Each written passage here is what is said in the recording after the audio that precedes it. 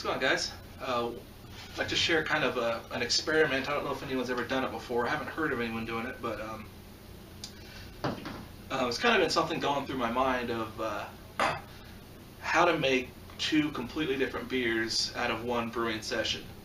Don't add any time, because double brew days are such a pain in the ass to do. So basically my goal was to make a New England IPA or an IPA or any type of like blonde colored beer and say like a stout or something like that, all within the same mash. So the way I went about doing that is I collected 12 gallons of basically just 2-row wort. Actually, I think it was 100% 2-row. Collected, it was like 1050 OG or pre-boiled gravity, and so I have 12 gallons of wort in there, and then I transfer 6 to 7 gallons of that into a different boil pot. You could use like your hot liquor tank. I just happen to have 2 boil pots because I do a lot of split batches. So then you have 2 beers, exact same mash, exact same wort, and on one beer, I ended up putting in a little bit of, like in a grain bag. Actually, I'll show a video of it right after I get done explaining what I did. But I basically just did a steeping. It wasn't really a steeping. It was like a mini mash. It's a mini mash. I did a mini mash of a stout grains into that 5 gallons. So I had like a pound of 2-row, I think like a pound of Munich, a little bit of roasted malt, a little bit of chocolate malt. So basically, I came up with like a stout. The only real difference, it added a couple points to the gravity, of course, because I had some 2-row and Munich and all that stuff converted versus this one. But it didn't add really any time to my brew day. The one thing to mention is that I did try to keep the wort when I mashed or when I vorlofted and when I drained the wort from the grains. I tried to keep that wort temperature around the 150s because I wanted to keep those enzymes in the wort in that in suspension, still active. So I didn't want to heat it up. I didn't want to let it get too cool. So I did put a little bit of flame on it and just kind of kept it. And then I basically treated this beer as I would, or as you would, just doing like a partial mash extract batch, basically, except it's not extract. It's an all grain batch with grains added. So let me show. I got a little bit of video of kind of that process and kind of when I was halfway through it. So why don't you go ahead and check that out now. Coming up to temp. This is going to be the IPA.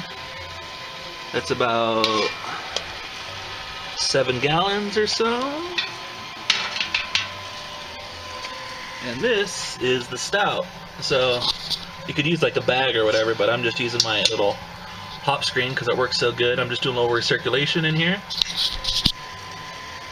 But yeah, you can tell the color is obviously stout colored and the grains in there. Pretty easy. I think it's going to work out. Alright. Yeah, so that kind of just showed 2 different beers side by side. 2 totally different beers in result. So this one, and I did end up treating the water. The reason I went with a New England IPA and a stout is because I did 100% RO water to begin with. I've been kind of messing around with that lately and adding in my salts and stuff to kind of build up a water profile that I want. So I did the kind of the New England style 2-to-1. I think it's I have to look at my notes, but it's kind of aimed more towards that maltier side. And yeah, so the water profile kind of works for New England IPAs and darker beers. So New England IPA turned out really good. You can even see here, this is only 2-row. There's no oats, no wheat, no nothing, and it's hazy. Mostly because of all the hops and the yeast variety. But the one that's really interesting is the stout that I brewed. So I think it was kind of a recipe thing. It's a very light, it's a very dark brown. It's not really a black like you would kind of expect to see. It's almost like a brown ale color, but it tastes like a stout. It smells like a stout. If I did it again, I'd probably adjust the recipe a little bit. I don't really do a whole lot of kind of mini mashes, so I kind of just came up with a recipe basically. I used a recipe I've used for a stout before and just cut out the 2-row and just added in those specialty malts. So I think it would maybe do something a little bit different next time. I should actually look up a mini mash recipe. But yeah, I figured I'd just share that with you. It's a really great way to maximize a brew day as far as getting 2 different beers. I mean, it takes me 2 months to go through 5 gallons of a hoppy beer. And by the time I get to the other 5 gallons, it's not as fresh. So I kind of like this idea of this one will stay in the keg for a while.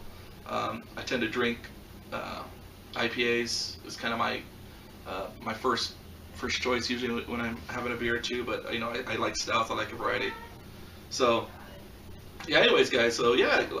If you guys have any questions on how I did this, again, I don't think anyone's done it. I don't know where I came up with the idea. It's kind of just been rolling around in my head, I believe. But yeah, it's kind of a cool way to make 2 totally different beers. And I should also say, I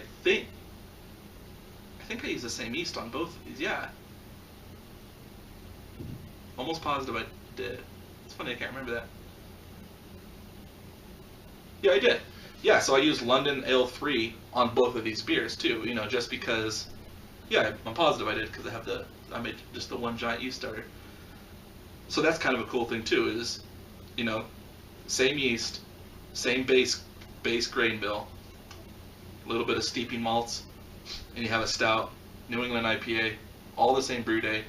And it really didn't take up any more time. I steeped for like 45 minutes, so by the time this thing was cooling down, and actually I like to whirlpool this for 45 minutes, so they actually finished at the same time, type of a deal. But yeah, so I figured I'd share that kind of technique with you guys. So again, yeah, if you guys have like a boil kettle and even like a hot liquor tank, you could do, just do your mash as you normally would, gather up all the liquid, and then use your hot liquor tank as a boil pot and throw some steeping grains in, make a brown. You can kind of, sky's the limit on that. So all right. Yeah, figured I'd just share that. Both beers turned out really good. This one, again, I would probably change the grist around a little bit, but it tastes fine. It tastes great. It tastes like a dry stout. It just doesn't look like one, but not a big deal. Brew these beers for me. So, all right, guys, figured I'd just share that little experiment that I did. I'll definitely be doing this again, no question. I think it was a success. I think it's a really cool idea and really convenient too. So, all right, we'll see you guys.